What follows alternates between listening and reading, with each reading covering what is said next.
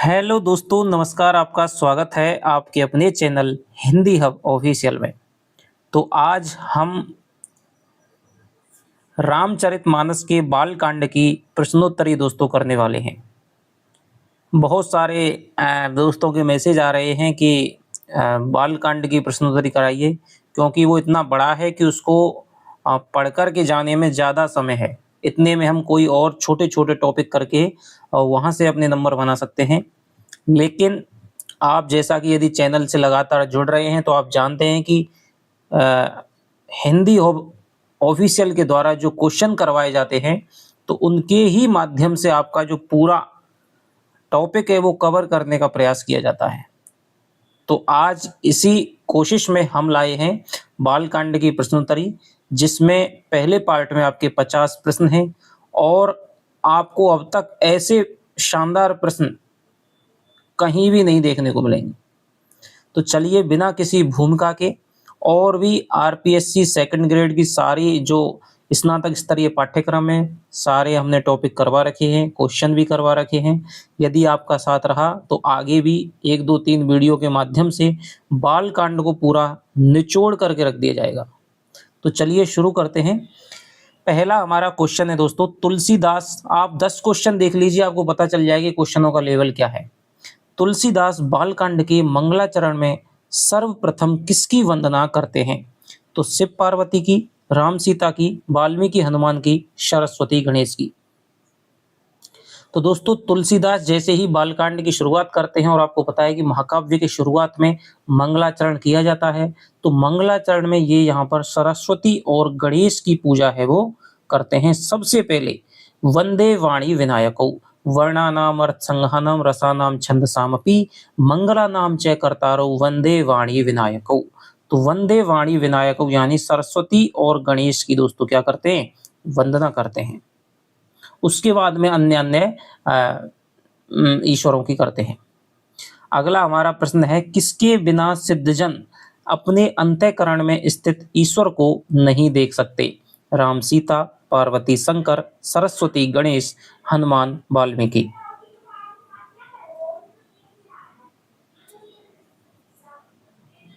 तो दोस्तों किसके बिना सिद्धजन अपने अंतःकरण में स्थित ईश्वर को नहीं देख सकते? तो इसका उत्तर हो जाएगा हमारा पार्वती और शंकर। इसके आगे तुलसीदास जी कहते हैं कि श्रद्धा और विश्वास के स्वरूप जो पार्वती और शंकर है, जिनके बिना सिद्धजन है वो अपने अंतःकरण में ईश्वर को नहीं देख सकते हैं। तो इसका उत्तर हो जाएगा हमारा पार्वती और शंकर। पहले आने वाले प्रश्नों का भी मैंने इसमें संग्रह किया है, और आपको लगेगा कि उन प्रश्नों का स्तर है वो तो बहुत कम था। तो यदि आप हमारी प्रश्नोत्तरी को कर जाते हैं तो आपको बालकांड पढ़ने की भी कोई जरूरत नहीं पड़ेगी। सीता नतोयम राम वल्लभाम छंद के द्वारा तुलसीदास ने सीता जी के कौन से गुण का उल्लेख नहीं किया है? उत्पत्ति पालन व संहार करने वाली, क्लेशों को हरने वाली, राम के गुण समूह रूपी पवित्र वन में विहार करने वाली, संपूर्ण कल्याणों को करने वाली। और देखिए क्या शानदार प्रश्न है।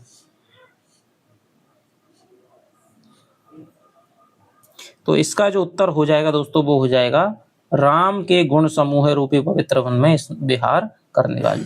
क्योंकि तुलसी ने अपने जो छंद है उसमें तीनों विशेषताओं को सीता जी की रेखांकित किया है, लेकिन उससे पहले के एक श्लोक में राम के गुण समूह रूपी पवित्र वन में विहार करने वाले 2 लोगों का नाम लिया है, और उनका नाम है महाकवि वाल्मीकि और हनुमान। तो ये भी आपको याद रखना है। तुलसी के अनुसार किसकी सत्ता से रस्सी में सर्प के भ्रम की भांति यह सारा जगत सत्य प्रतीत होता है? शंकर, सीता, राम, पार्वती।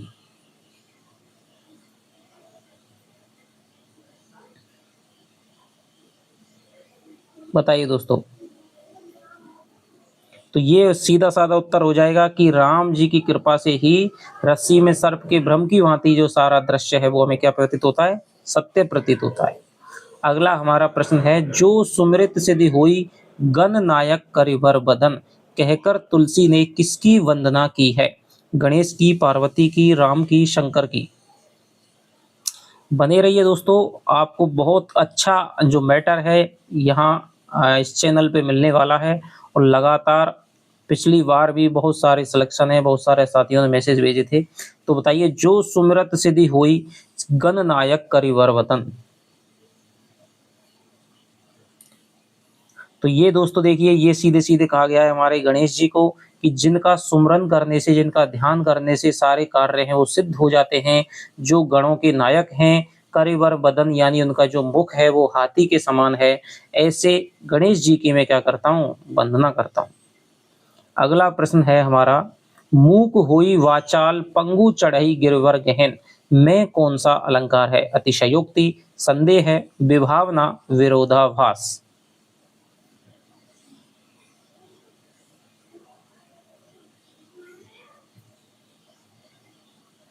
तो इसका जो दोस्तों उत्तर हो जाएगा मूक होई वाचाल, यानी ईश्वर की कृपा से जो मूक यानी गूंगा है वो वाचाल हो जाता है, बोलने वाला हो जाता है। पंगु जो लंगड़ा है वो गिरवर यानी पहाड़ों पर चढ़ने लायक हो जाता है। तो मूक यानी गूंगा है दोस्तों, वो बोल कैसे सकता है, और जो लंगड़ा है वो पहाड़ों पर चढ़ कैसे सकता है। तो ये यहाँ पर विरोधाभास दिखा रहा है, तो इसका उत्तर हो जाएगा दोस्तों विरोधाभास। देखिए, कहीं ना कहीं कोई टाइपिंग की मिस्टेक हो सकती है गलती से, क्योंकि मानवीय गलतियां हैं। और कई बार क्या है कि हम पर क्वेश्चन है दोस्तों, एक आध क्या है ध्यान से हट करके एक आध क्या है विकल्प है वो आगे पीछे हो जाता है।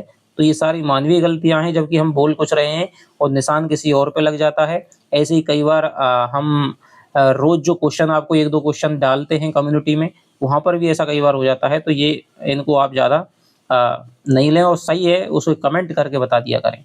किसकी देह को कुंद इंदु सम देह कहा गया है? शंकर, राम, गणेश, लक्ष्मण।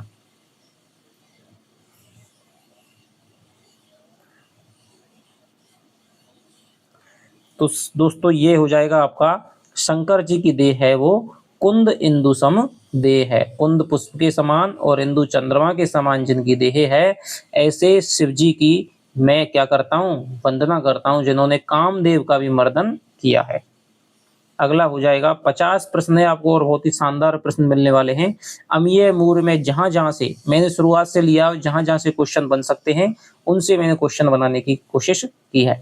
अमीय मूर में चूरन चारू समन समन सकल भव रज परिवारू, तुलसी ने किसके बारे में कहा है? हरि के चरण, गुरु के चरण, शंकर जी के चरण, वाल्मीकि के चरण।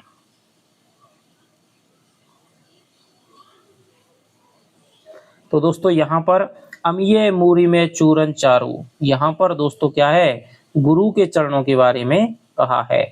क्या कहा है? बंधव गुरु पद पदम परागा सुरचि सुवास सरस अनुरागा, अमीय मूरी में चूरन चारू समन सकल भव रज परवारू।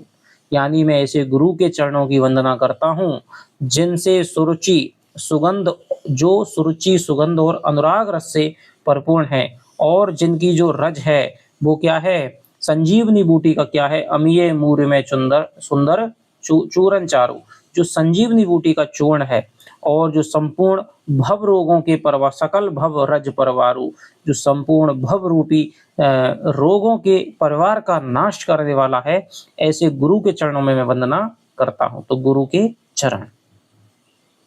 अगला हमारा प्रश्न है, उगरई विमल विलोचन ही के मिटही दोष दुख भव रजनी के, पंक्ति में तुलसी ने किसके महात्म्य का वर्णन किया है? तो देखिए दोस्तों, महात्म्य है वो हमारा क्या है, यहाँ पे टाइपिंग मिस्टेक है, पंक्ति है वो भी टाइपिंग मिस्टेक है थोड़ा सा। गुरु महाराज के चरण नखों की ज्योति का, हरि या नारायण के सुंदर सुकोमल चरित्र का, संत समाज की प्रेम सहित सुंदर वाणी का, सीता जी के सुशोभित निर्मल मुख का।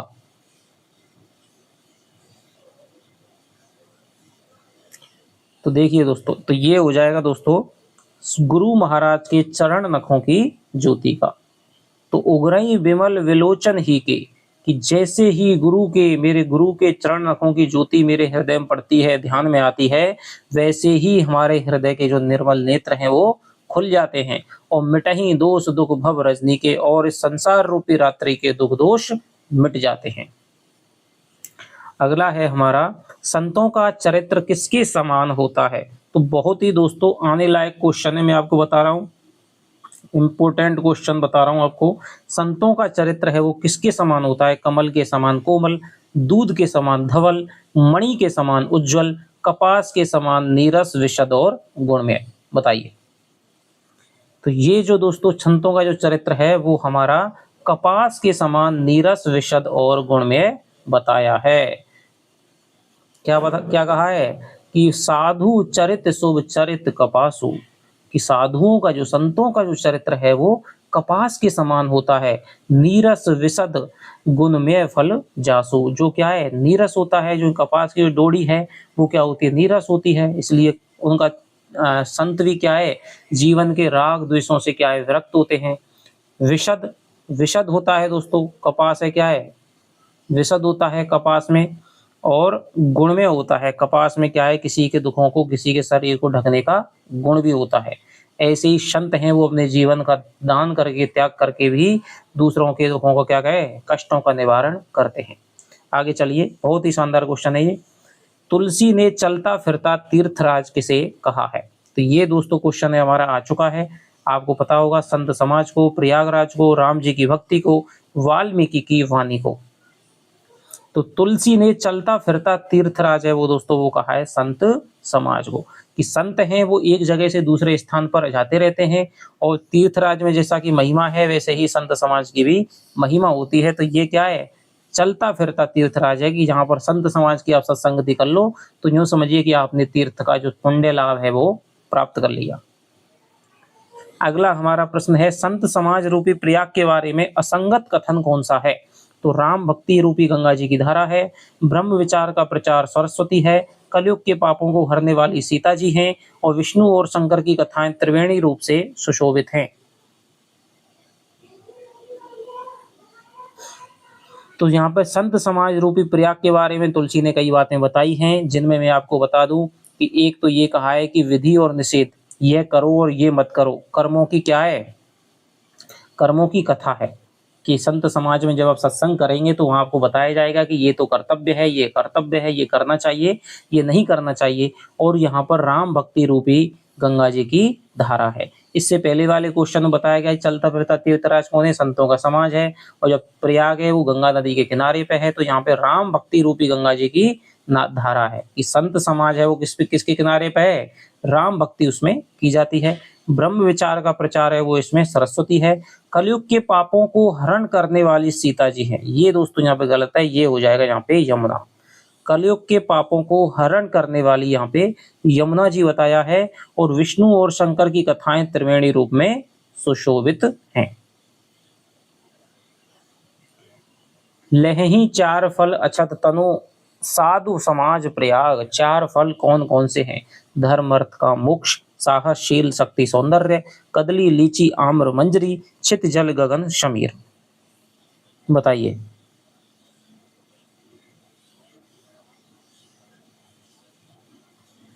लहही चार फल अछत तनु साधु साधु समाज प्रिया। तो दोस्तों, यदि आप संत समाज रूपी इस चलते फिरते तीर्थराज की सत्संगति करते हो, इनकी कथाओं का श्रवण मनन करते हो, तो आप इस जीते जी ही क्या है, चारों फलों की प्राप्ति है वो कर लेते हैं, शरीर में रहते ही, धर्म अर्थ काम मोक्ष की। तो चार जो फल है वो किसकी तरफ है, धर्म अर्थ काम मोक्ष, जो चारों पुरुषार्थ हैं उनकी यहाँ पे व्यंजना करता है। निज निज मुखनी कही निज होनी, किसके अपने होने का वृत्तांत, किसने अपने होने का वृत्तांत नहीं कहा है? कि निज निज मुखनी, कि कई लोगों का यहाँ नाम लिया है जिन्होंने अपने होने का वृत्तांत कहा है। तो किसने नहीं किया? इन चारों नामों में से एक नाम ऐसा है जिसने अपने होने का, जिसने अपनी उत्पत्ति की कथा है वो नहीं कही है। वाल्मीकि, नारद जी, काकभूषुंडी जी, अगस्त्य जी।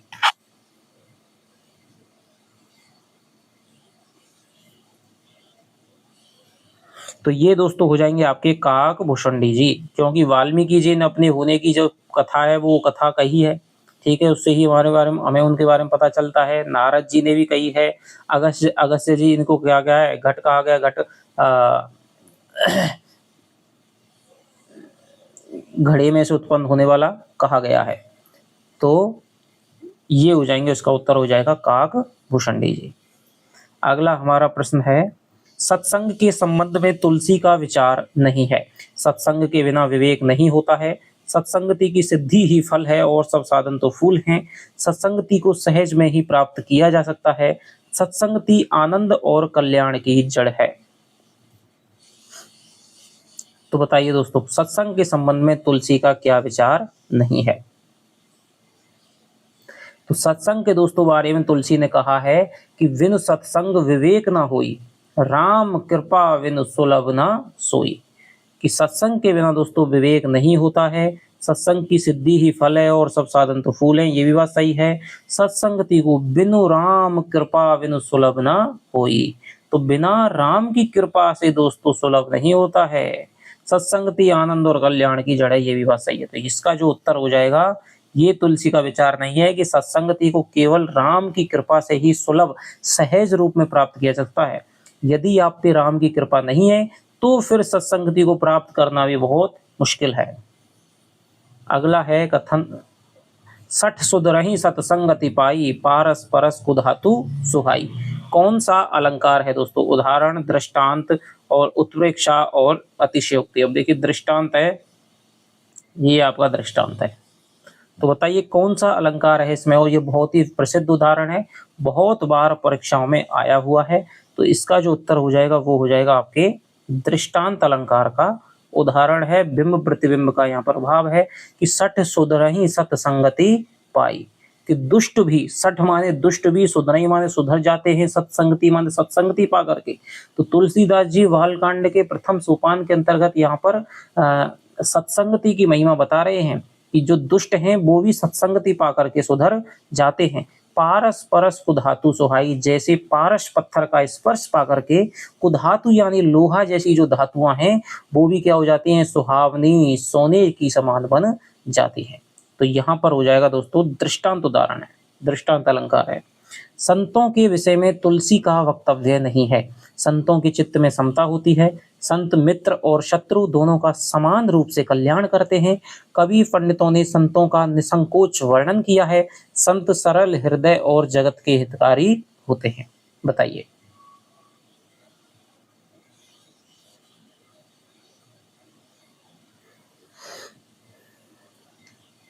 तो दोस्तों इसका जो उत्तर हो जाएगा वो हो जाएगा दोस्तों, कवि पंडितों ने नहीं किया है। तुलसीदास जी कहते हैं कि ब्रह्मा विष्णु शिव कवि पंडित तक भी निसंकोच वर्णन नहीं कर सकते संतों का। संतों के चित्त में समता होती है, बिल्कुल सही बात है। सबको समदृष्टि से देखते हैं, कोई बड़ा नहीं है, कोई छोटा नहीं है, कोई मित्र नहीं है, कोई शत्रु नहीं है, समान रूप से कल्याण करते हैं। संत सरल हृदय और जगत के हितकारी होते हैं। आगे चलते हैं। जे विनु काज दाहिने बाहें में किसकी वंदना है? संतों की, शंकर की, राम सीता लक्ष्मण की, दुष्टों की? बताइए दोस्तों।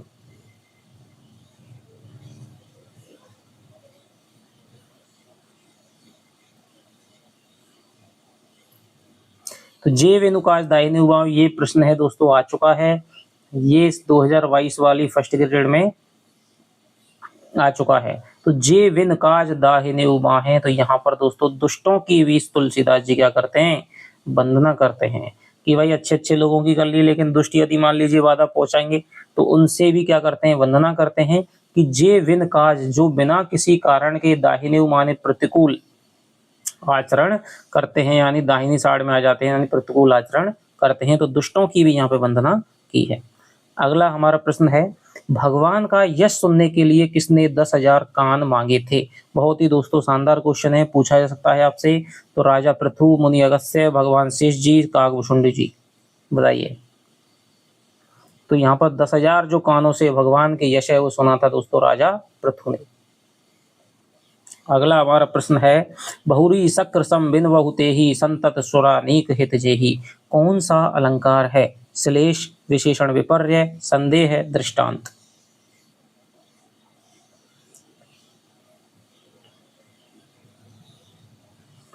तो यहाँ पर भी दोस्तों ये दुष्टों की वंदना वाले में से लिया गया है। तो यहाँ पर कह रहे हैं कि मैं उनकी इस इंद्र के समान जानकर दुष्टों को मैं उनकी वंदना करता हूँ, जिनके लिए सुरा नीक, यानी कि जिनके लिए क्या है?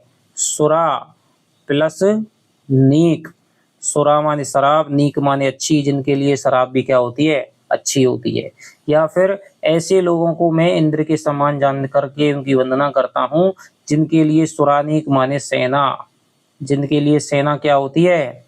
देवताओं की सेना भी जिनके लिए क्या होती है? हितकारी होती है। तो यहाँ पर दोस्तों सुरानीक के दो अर्थ हैं, तो इसमें सभंग श्लेष अलंकार है, तो यहाँ पर श्लेष जो है यहाँ पर आया है विकल्प में, तो इसका हम कर देंगे दोस्तों श्लेष अलंकार हो जाएगा। बहुरी शक्र संबिनवहु तेहि, तो यहाँ पर भी हम बता रहे हैं कि दुष्टों की वंदना ही कर रहे हैं। आगे चलिए दोस्तों, दुष्टों की विशेषता कौन कौन सी है। अब यहाँ पे कौन कौन सी है कौन सी नहीं है बताना है आपको। हरि हर के यश रूपी चंद्रमा के लिए राहु के समान है, दूसरों की बुराई करने में सहस्त्रबाहु के समान वीर हैं, दूसरों के हित रूपी घी के लिए इनका मन मक्खी के समान है, पाप और अवगुण रूपी धन में कुबेर के समान है, इनकी कुंभकर्ण के समान सोते रहने में ही भलाई है, उपयुक्त सभी। तो मैंने 2-3 क्वेश्चन बनाने के बजाय आपको एक ही क्वेश्चन में आपको दुष्टों की जो जो इनकी बताई हैं विशेषताएं, उनकी उपमा दी हैं, वो मैंने आपको बता दी हैं, जो इसका कथन हो जाएगा दोस्तों उपर्युक्त सभी। क्योंकि मेरा आपसे यहाँ पे सही गलत नहीं करवाना है, मेरा उद्देश्य है कि परीक्षा में यदि क्वेश्चन आए तो आपको मैं ज़्यादा से ज़्यादा मैटर है 50 क्वेश्चनों के माध्यम से दे सकूं, जिससे कि परीक्षा में आए वो क्वेश्चन आपका सही हो जाए। तो दुष्टों की विशेषता है वो कौन कौन सी है दोस्तों, कि हरि माने हर नारायण, और शंकर के यश रूपी चंद्रमा के लिए क्या है वो दोस्तों राहु के समान है। जैसे चंद्रमा को राहु ग्रस लेता है, चंद्रमा के लिए राहु अहितकर होता है, वैसे ही दुष्ट हैं वो भी क्या है, हरि भगवान के यश के लिए क्या होते हैं, अहितकर होते हैं। आपने रामायण देखी हो तो जहाँ भी कोई धर्म का कार्य चल रहा है, जहाँ पर ईश्वर की कोई भक्ति की जा रही है संतों के द्वारा, तो उसको विघ्न पहुंचाते हैं। तभी तो जो विश्वामित्र हैं यज्ञ पूरा नहीं कर पाते हैं, तभी तो राम और लक्ष्मण को ले जाते हैं, स्वभाव मारीच का वध करते हैं।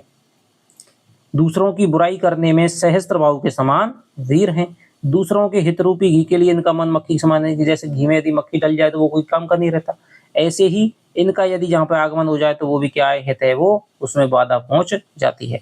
पाप और अवगुण रूपी धन में तो इनके पास पाप और अवगुण है बहुत ज्यादा होता है, इनकी कुंभकर्ण के समान सोते रहने में ही। तो सारी बातें हैं तुलसीदास ने दुष्टों के विषय में कही हैं, तो ये इसका उत्तर हो जाएगा उपर्युक्त सभी। अगला है सुधा सुरा सम साधु असाधु, जनक एक जग जल दिया गाधु। पंक्ति के संबंध में असंगत है, अनुप्रास अलंकार, उपमा अलंकार, सभंग यमक अलंकार, रूपक अलंकार कोई नहीं। तो RPSC first grade, RPSC second grade में विधिवत रूप से बालकांड हमारा लगा हुआ है। तो पहले जो 100 पन्ने हैं वो मैंने दोस्तों आपको 50 प्रश्नों में समेट दिए हैं, 99% आपको यहाँ से क्वेश्चन आने का चांस रहेगा। तो पहले 100 पन्नों से यदि आपका सपोर्ट रहा तो आगे भी वीडियो आपको मिल जाएगी दोस्तों। तो इसलिए बहुत अच्छी तरह से वीडियो को देखें, आपके जो विचार हैं वो कमेंट में हमें करके बताएं कि क्या पसंद आया है या नहीं आया, किस तरह से और आपको हम सुविधाजनक वीडियो उपलब्ध करवा सकते हैं। तो सुधा सुरा सम साधु असाधु, जनक एक जग जल दिया गाधु, पंक्ति के संबंध में असंगत है। तो यहाँ पर दोस्तों हमारा हो जाएगा कोई नहीं हो जाएगा दोस्तों, कोई नहीं हो जाएगा। आप देखिए कैसे कि सुधा सुरा सम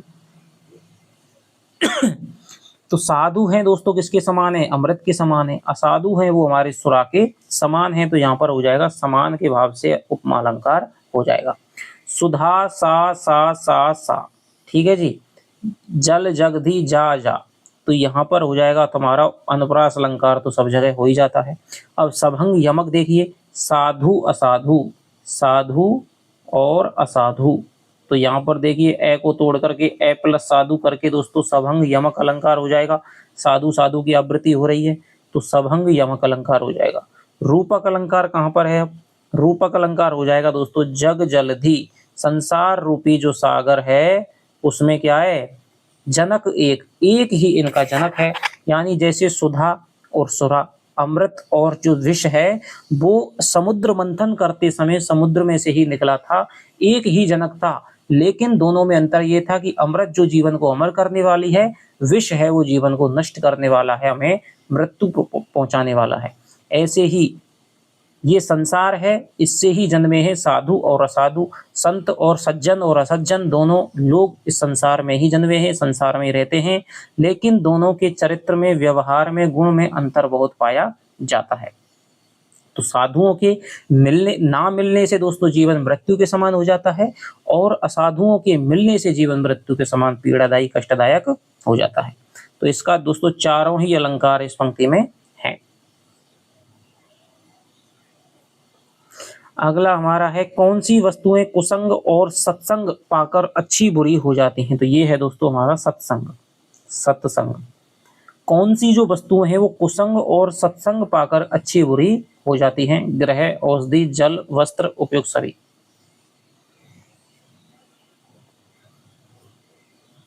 तो यहाँ पर इस क्वेश्चन का दोस्तों भावार्थ है, तुलसीदास जी कह रहे हैं कि कुछ ऐसी चीजें होती हैं कि वो यदि अच्छी चीज के संपर्क में आएंगी तो वो अच्छी हो जाएंगी, यदि बुरी के चीज, उनका कोई अपना गुणधर्म नहीं होता है, बुरी के संपर्क में आएंगी तो वो बुरी हो जाएंगी।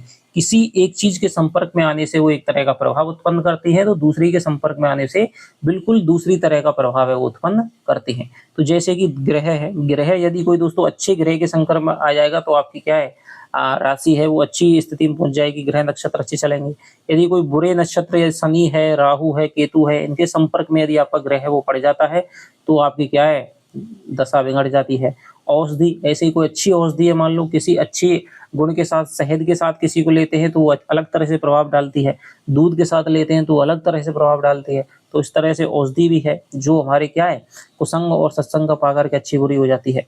जल है, जल का अपना कोई गुण धर्म नहीं होता है, आप जिसके साथ इसको लेना चाहें उसी का ये गुण है वो धारण कर लेता है। ऐसे ही वस्त्र हैं, वस्त्र यदि आपको देखो गंध वाला पहनेगा तो गंध आएगी, दुर्गंध यदि नहाया हुआ व्यक्ति नहीं पहनेगा तो उससे क्या है, बदबू आएगी। तो जिस तरह का यदि आदमी है, जिस तरह का वस्त्र है, जिस तरह का मौसम है, उस प्रकार का वस्त्र है वो स्वरूप है वो धारण कर लेता है। और इसके अलावा एक चीज का और नाम लिया है तुलसी ने, जैसे कि दोस्तों धुआं है, धुआं, ठीक है, धुआं है वो धुआं कड़वा होता है, लेकिन वो क्या है, हवा का और वायु का और सुगंध का स्पर्श, जल का स्पर्श पा करके वो क्या बन जाता है, बादल बन जाता है, ठीक है, जो कि दूसरों को क्या करता है, जीवन प्रदान करता है। तो ये आपके हो जाएंगे। आगे चलते हैं। तुलसी के अनुसार 84 लाख योनियों में कितने प्रकार के जीव पाए जाते हैं। बताइए दोस्तों, 3, 2, 4, 5।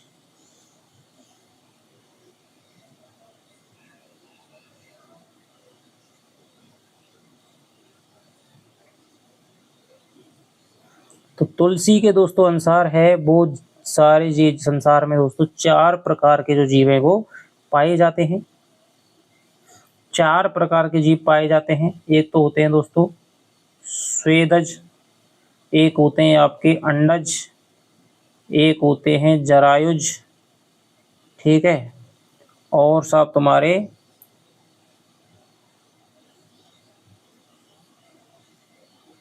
तो इस प्रकार 4 प्रकार के जीव है वो पाए जाते हैं।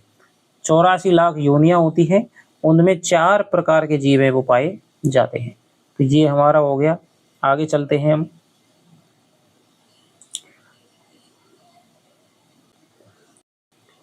तुलसी की मानस अरसिक लोगों के लिए हास्य रस का काम देगी, इसका क्या कारण है। यह भाषा की रचना है, मानस में हास्य परक वर्णन अधिक है, तुलसी इसके रचनाकार हैं, अरसिक लोग हर रचना में हंसी खोज लेते हैं। बताइए कि तुलसीदास ने जो रामचरितमानस लिखी है वो जो अरसिक लोग हैं, भगवान की भक्ति में ध्यान न रखने वाले लोग हैं, वो इसे हास्य रस प्रधान रचना समझेंगे, उनके लिए हंसी का काम करेगी, वो वे उसकी हंसी उड़ाएंगे। तो क्यों उड़ाएंगे, इसके पीछे तुलसी ने क्या कारण दिया है वो बताना है आपको इन चारों में से।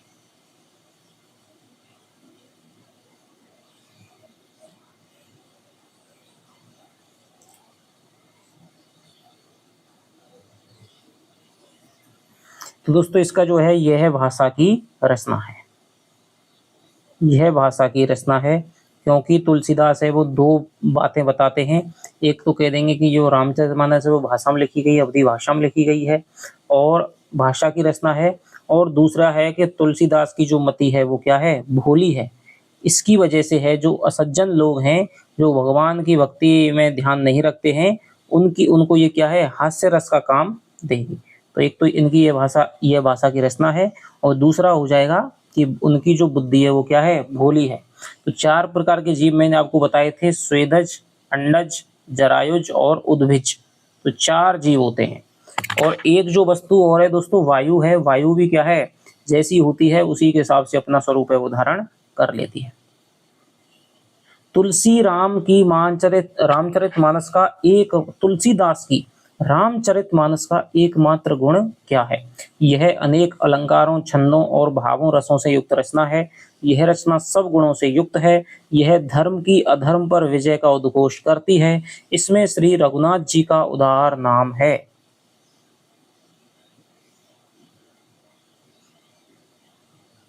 बताइए दोस्तों। तो तुलसीदास कहते हैं कि भनीति मोर सब गुण रहित, विश्व विदित गुण एक, सो विचार सुनहि सुमति जिनके विबल विनेक, यही में रघुपति नाम उदारा। तो इसमें क्या है? श्री रघुनाथ जी का उदार नाम है। ये सारी बातें तो क्या है दोस्तों? गौड़ हैं, लेकिन इसमें तुलसी ने एकमात्र इस कथा का क्यों, कोई भी इस कथा को क्यों सुने, क्यों श्रवण मनन करे? क्योंकि इसमें श्री रघुनाथ जी का क्या है? उदार नाम है, राम नाम आ गया है, इसलिए ये रचना क्या है? इतनी महान बन गई है। अगला इसका प्रश्न है, चंद्रमा के समान मुख वाली स्त्री, ये दोस्तों स्त्री हो जाएगा, चंद्रमा के समान मुख वाली स्त्री किसके बिना शोभा नहीं पाती है? आभूषण, गुण, वस्त्र, चरित्र, बताइए।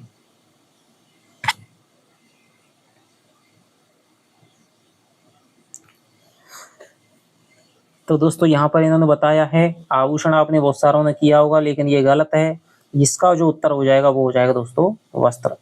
तुलसीदास जी क्या कहते हैं कि विदु वदनी सब भांति सवारी, सोहना वसन बिना वर नारी। यानी यदि कोई स्त्री है वो चंद्रमा के समान सुंदर मुख वाली भी है, लेकिन वो स्त्री भी यदि उसके अंग ढके नहीं होंगे सही तरह से वस्त्रों से तो वो शोभा नहीं पाएगी। तो इसका जो उत्तर हो जाएगा वो तुलसीदास ने माना है वस्त्र। आगे चलिए। धींग धर्म ध्वज धंधक धोरी के अनुसार तुलसीदास ने सबसे प्रथम नाम किसका लिया है? दुष्टों का, रावण का, स्वयं का, सज्जनों का, किसका नाम लिया है?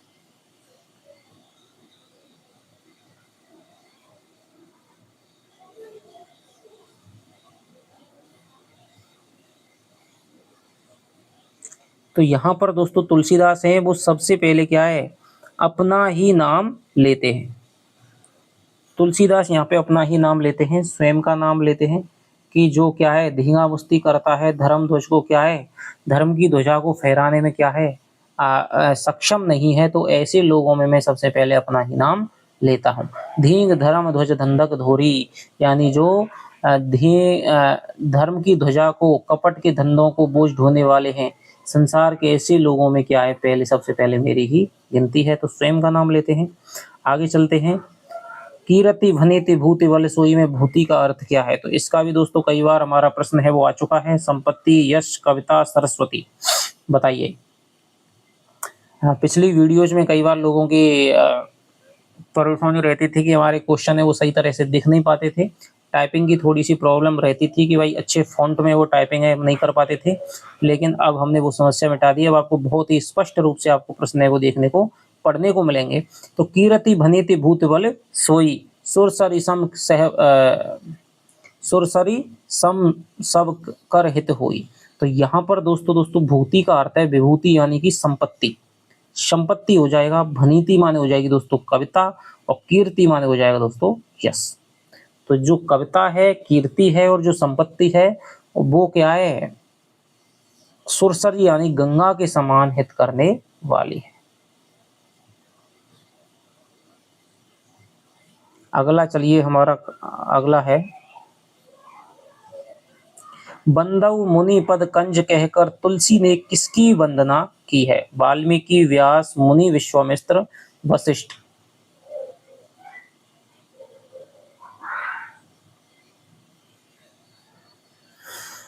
तो यहाँ बंदव मुनि पद कंज जिन्हें रामायण करऊ, तो यहाँ पर वाल्मीकि मुनि की वंदना की है कि मैं ऐसे मुनि वाल्मीकि की वंदना करता हूं जिन्होंने रामायण की रचना करी।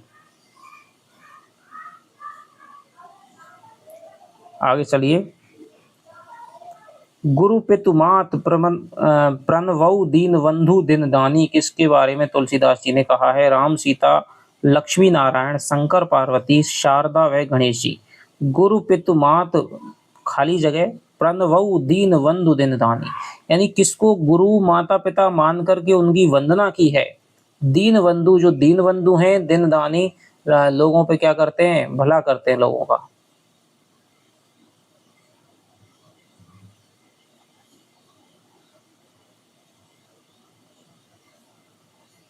बताइए।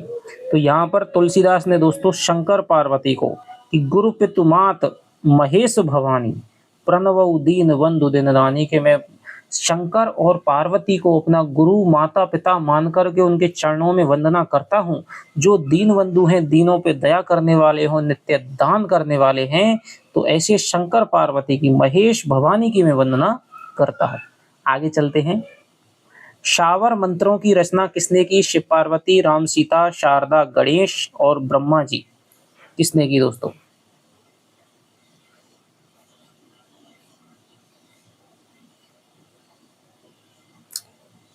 तो शावर मंत्रों की जो रचना है वो हमारे शिव पार्वती ने की थी। कलि विलोक जग हित हर गर्जा, सावर मंत्र जाल जिन सिरजा। तो सावर मंत्रों की रचना है वो शिव जी पार्वती ने की थी। कौशल्या को किस दिशा से उपमा दी गई है? बहुत ही दोस्तों शानदार प्रश्न है। यदि परीक्षक की नजर इस पे पड़ गई दोस्तों बनाने वाले की, तो इसको निश्चित रूप से दे देगा। तो ये एक बार 2022 के पेपर में आया भी है कि वंदौ कौशल्या दिशि प्राची, कि मैं कौशल्या पूर्व दिशा के समान कौशल्या जी की वंदना करता हूँ, जो राम जी की माता हैं, तो पूर्व दिशा के समान। तो यहाँ पर हो जाएगा वंदौ कौशल्या दिशि प्राची। आगे चलते हैं। किसका यश रघुनाथ की कीर्ति रूपी विमल पताका में दंड के समान साबित हुआ? भरत जी, दशरथ, हनुमान, लक्ष्मण।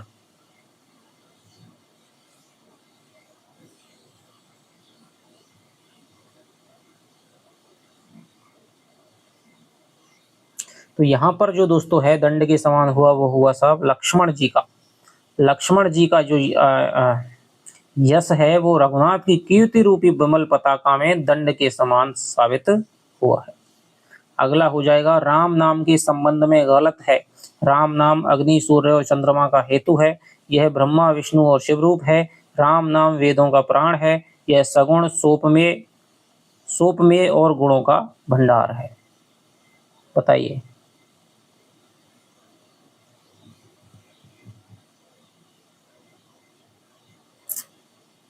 तो यहाँ पर दोस्तों यही इसका जो उत्तर हो जाएगा, गलत हो जाएगा, वो हो जाएगा यह सगुण, सोपमेय और गुणों का भंडार है। तो राम नाम की महिमा के बारे में भी तुलसीदास ने बहुत लिखा है, जिसमें कहा है कि राम है वो अग्नि, सूर्य और चंद्रमा का हेतु है, बीज रूप कारण है। यह ब्रह्मा, विष्णु और शिव रूप है। राम नाम वेदों का प्राण है दोस्तों, लेकिन ये कहा है निर्गुण है। क्या है? निर्गुण है और उपमा से रहित है। उपमा से रहित है, निरुपमेय है, निरुपमेय कह लो, और गुणों का भंडार है। तो इसका जो उत्तर हो जाएगा वो हो जाएगा ये। अगला चलते हैं। कौन सा कथन सत्य नहीं है? राम नाम की प्रीति देखकर शिव जी ने पार्वती जी को अर्धांगिनी बनाया। रघुनाथ जी की भक्ति वर्षा ऋतु है। उत्तम सेवक गण धान है। राम नाम के दो सुंदर अक्षर सावन भादों के 2 महीने हैं।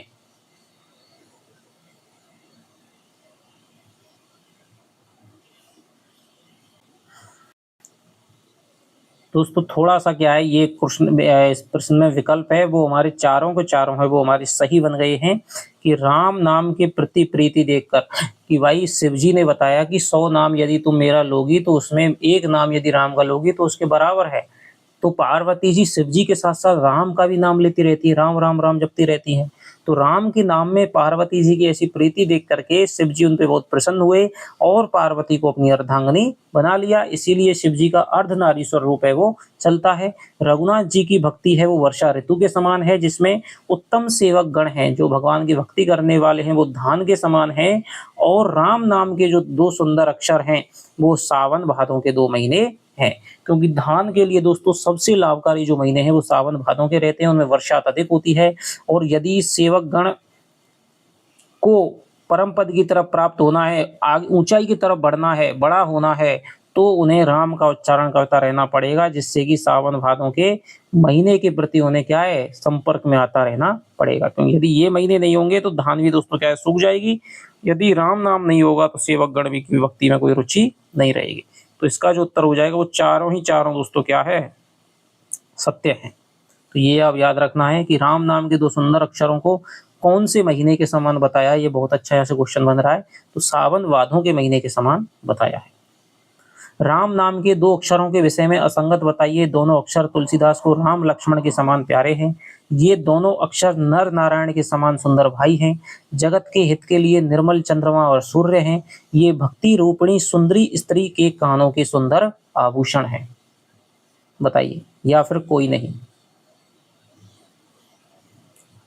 तो अभी 2024 में दोस्तों यहाँ से क्वेश्चन आया, 2025 में यहाँ से क्या है क्वेश्चन आया था अभी फर्स्ट ग्रेड में जो अभी हुआ है, तो वो आया था भक्ति सुतिय कल करण विभूषण। तो यहाँ किसके बारे में कहा गया है, भक्ति रूपी स्त्री के आभूषण किसको कहा गया है।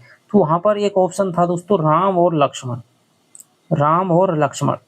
लेकिन यदि हम वास्तविक रूप में विचार करें तो राम और लक्ष्मण है वो नहीं होना चाहिए, क्योंकि यहाँ पे केवल राम नाम के अक्षरों के बारे में विचार कर रहे हैं। तुलसीदास की राम नाम में 2 अक्षर हैं, रै और मैं। तो उनकी क्या क्या महिमा है, उनको क्या क्या तुलसीदास ने उपमा दी है कि दोनों अक्षर तुलसीदास को। अब यहाँ से यदि इसकी जो तुलना है इससे यदि हम जोड़ दें चौथे वाले विकल्प से, तो राम और लक्ष्मण माना जा सकता है। लेकिन ये क्वेश्चन है वो मेरे हिसाब से डिलीट में जाना चाहिए, क्योंकि यहाँ पर कोई भी राम लक्ष्मण के बारे में नहीं बल्कि राम नाम के 2 अक्षरों के बारे में बातचीत कर रही है तुलसीदास जी, कि जो राम नाम के दोनों अक्षर हैं वो तुलसीदास को राम और लक्ष्मण के समान प्यारे लगते हैं। ये दोनों अक्षर नर नारायण के समान सुंदर भाई है। अब यदि देखिए राम लक्ष्मण कहा है तो नरो नारायण भी तो कहा है, तो ये नहीं मान सकते कि दोनों अक्षर राम लक्ष्मण है, नरो नारायण भी कहा है। जगत के हित के लिए सूर्य और चंद्रमा भी कहा है उनको। तो ये राम नाम के जो 2 अक्षर हैं ये ही भक्ति रूपणी सुंदर स्त्री के कानों के सुंदर आभूषण है। तो ये दोस्तों चारों विकल्प हैं वो यहाँ पर सही हो जाएंगे। राम नाम के अक्षरों के विषय में कहा है तुलसीदास ने, इसका जो उत्तर हो जाएगा वो हो जाएगा कोई नहीं। अगुण और सगुण के बीच में सुंदर साक्षी या चतुर दुभाषिया कौन है। आकार, रूप, नाम, गुण। बताइए, अगुण और सगुण के बीच में सुंदर साक्षी या चतुर दुभाषिया कौन है। तो कौन है दोस्तों, ये हो जाएगा हमारा नाम। नाम की महिमा कर रहे हैं तुलसीदास जी कि अगुण और सगुण।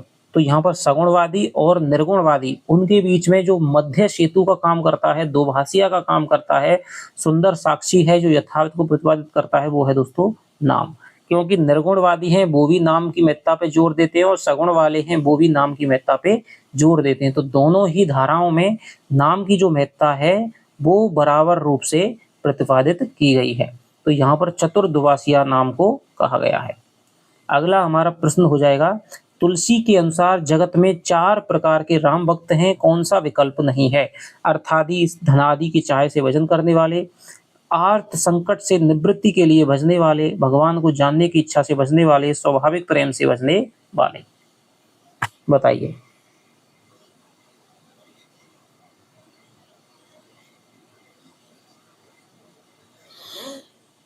तो यहां पर दोस्तों इसका उत्तर हो जाएगा कोई नहीं। तुलसीदास ने जगत में 4 प्रकार के राम भक्त कहे हैं कि राम की भक्ति हैं जो लोग वो 4 कारणों से करते हैं। पहले तो वो लोग होते हैं जो अर्थादि धन के लिए, संपत्ति के लिए राम की पूजा करते हैं, वंदना करते हैं। और दूसरे हैं जो संकट से रक्षा के लिए, अपनी सुरक्षा के लिए राम जी की वंदना करते हैं। तीसरे लोगों को उन्होंने क्या कहा है, जिज्ञासु कहा है। तीसरे लोगों को जिज्ञासु कहा है जो भगवान को जानने की इच्छा मात्र से ही क्या है, भगवान की भक्ति करते हैं। चौथे लोगों को क्या है दोस्तों, ज्ञानी कहा है, जिन्होंने भगवान के स्वरूप को पहचान लिया है और अब वे केवल उनकी कोई मांग तांग नहीं है, केवल स्वाभाविक प्रेम से वो भक्ति करते हैं। तो यहाँ पर स्वाभाविक प्रेम से भक्ति करने वालों को जो राम जी हैं वो सबसे अपने निकट रखते हैं, लेकिन इनकी भी अवज्ञा नहीं करते हैं, सभी को महत्व देते हैं। लेकिन जो ज्ञानी लोग हैं वो भगवान के ज्यादा निकट है, भगवान को अधिक प्रिय हैं, विशेष रूप से प्रिय हैं। तो तुलसी 4 प्रकार के राम भक्त हैं, ये इसका उत्तर हो जाएगा कोई नहीं। अगुण सगुण द्वय ब्रह्म स्वरूपा, अकत अगाध अनादि अनूपा। किसका कथन है, तुलसी का, शंकर का, विश्वामित्र का, वशिष्ठ का।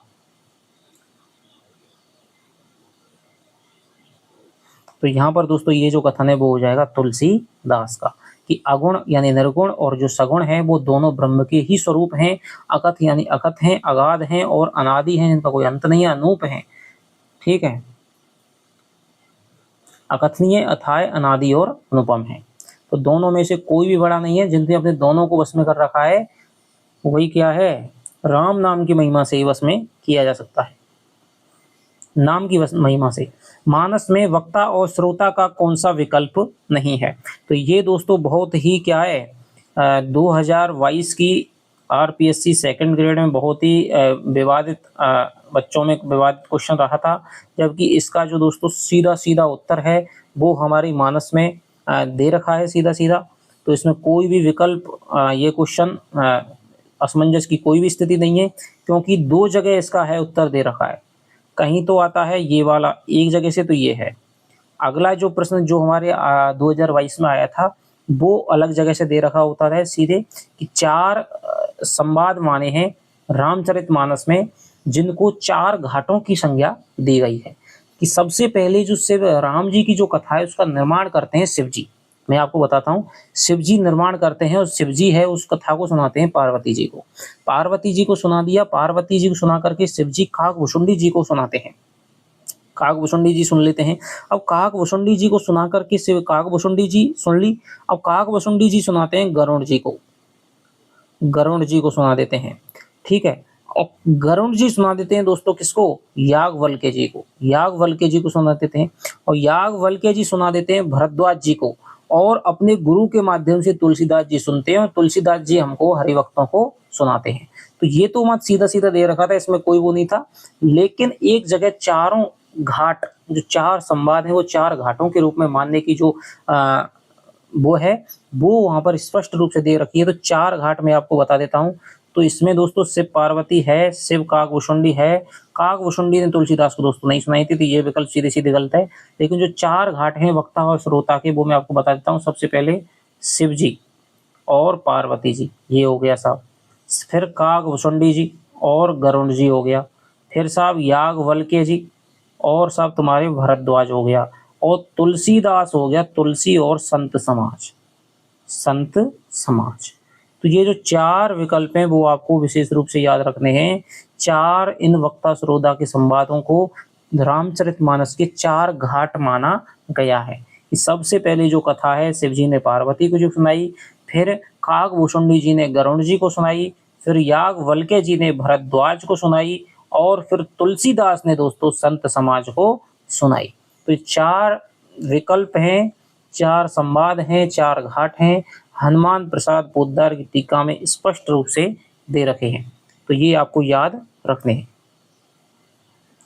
अगला है हमारा क्वेश्चन, तुलसी ने गुरु से पहल कथा किस जगह सुनी थी? शुकरखेत, पंचवटी, चित्रकूट, काशी। बताइए। तो ये आपको दोस्तों आता होगा कि तुलसीदास ने सबसे पहले जो कथा है वो हमारे गुरु से, उनके गुरु का नाम था नरहरिदास, तो शुकरखेत में सुनी थी, शुकरखेत में सुनी थी। अगले चलते हैं।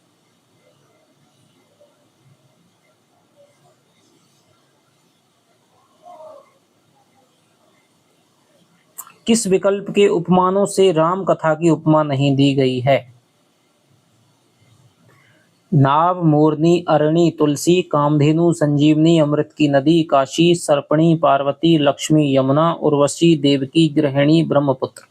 बताइए ऐसा कौन सा विकल्प है जिसके उपमानों से राम कथा की महिमा की तुलना है वो नहीं की गई है?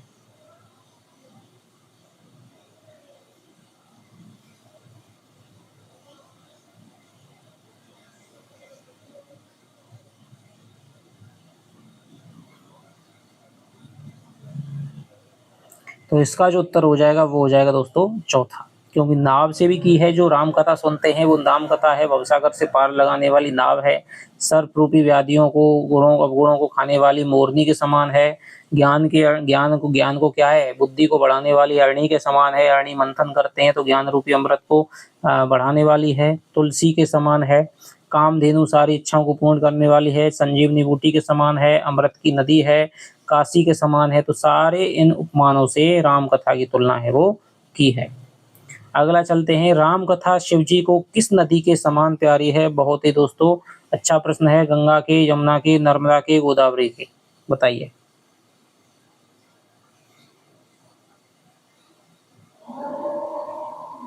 तो शिव जी को दोस्तों ये क्या है, नर्मदा के समान प्यारी है। शिव प्रिय मेकल शैल सुतासी, शिव प्रिय मेकल शैल सुतासी। मेकल पर्वत का शैल, शैलवान पर्वत, और शैल सुता माने बेटी, तो मेकल पर्वत की जो बेटी है वो दोस्तों क्या है, नर्मदा है। तो शिव प्रिय मेकल शैल सुतासी, तो नर्मदा के समान है दोस्तों, राम कथा प्यारी है। तुलसी ने कौन से संवत में कथा आरंभ की थी, तो ये बहुत ही आसान क्वेश्चन है। 1674, 1655 संवत, 1673, 1631।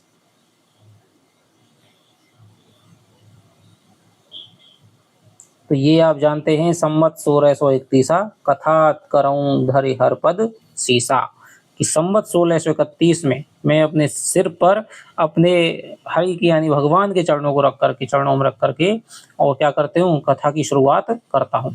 वेदों के अनुसार चैत्र मास की नवमी को सारे तीर्थ कहाँ चले जाते हैं, चित्रकूट, प्रयागराज, काशी, अयोध्या। बहुत अच्छा क्वेश्चन है कि वेदों के अनुसार चैत्र मास की नवमी को सारे तीर्थ हैं वो कहाँ चले जाते हैं, चित्रकूट को, प्रयागराज को, काशी को, अयोध्या को, तो सारे तीर्थ हैं दोस्तों वो अयोध्या को चले जाते हैं, क्योंकि चैत्र मास की नवमी में ही दोस्तों किसका जन्म हुआ था, भगवान राम का जन्म हुआ था। तो सारे जो पशु पक्षी हैं वो उसी समय वहां पे भगवान राम जी का गुणनाद करते हैं। और मंगलवार को ही दोस्तों इन्होंने कथा है वो शुरू करी थी, चैत्र मास की नवमी को मंगलवार को संवत 1631 में इन्होंने राम कथा की शुरुआत करी थी। अगला है, राम की कथा को किसने रामचरितमानस का नाम दिया है, तुलसी, शंकर, याज्ञवल्क्य, नारद। तो राम की कथा को दोस्तों किसने रामचरितमानस कहा है, तो वो कहा है दोस्तों शंकर जी ने। शंकर जी ने राम की कथा की रचना की है और शंकर जी ने इसे रामचरितमानस नाम दिया है। अगला है, मानस में कितने कांड हैं जिन्हें सरोवर की सुंदर सीढ़ियों से उपमा दी गई है, 7, 5, 8, 4।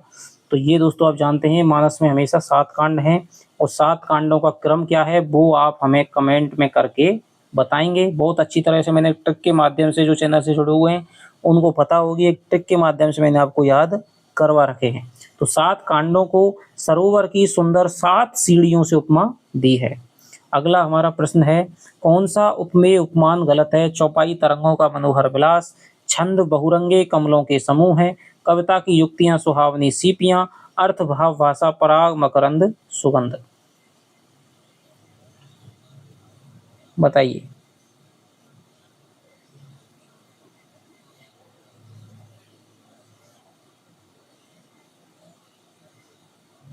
तो ये जो दोस्तों उत्तर हो जाएगा इसका हो जाएगा चौपाई तरंगों का मनोहर विलास नहीं है। चौपाई को दोस्तों कमलनी की उपमा दी है। चौपाई किसके समान है, रामचरितमानस की जो चौपाई है वो कमलनी के समान छाई हुई है।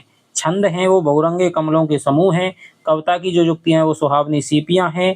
अर्थभाव भाषा पराग मकरंद और सुगंध के समान है। तो ये आपके दोस्तों 50 प्रश्न हैं वो रामचरितमानस के बाल कांड के, जो आपके RPSC first grade, second grade में लगा हुआ है, हमने करवा दिए हैं। और लगभग टीका के 100 जो पेज हैं वो यहाँ पर हमारे कवर हो गए हैं 50 प्रश्नों के माध्यम से। यदि आपका इस वीडियो के प्रति सपोर्ट रहेगा तो मैं निश्चित रूप से आपको अगली वीडियो दोस्तों उपलब्ध करवाने की जल्द से जल्द कोशिश करूंगा। तो आप वीडियो को पूरी देखिएगा, वीडियो को लाइक करें और कमेंट में करके बताएं कि आपको वीडियो कैसी लगी। जो भी आपके सुझाव हैं वो स्वीकार्य होंगे। तो चलिए आपसे मिलता हूं दोस्तों अगली वीडियो में, तब तक के लिए बाय बाय, जय हिंद, जय भारत।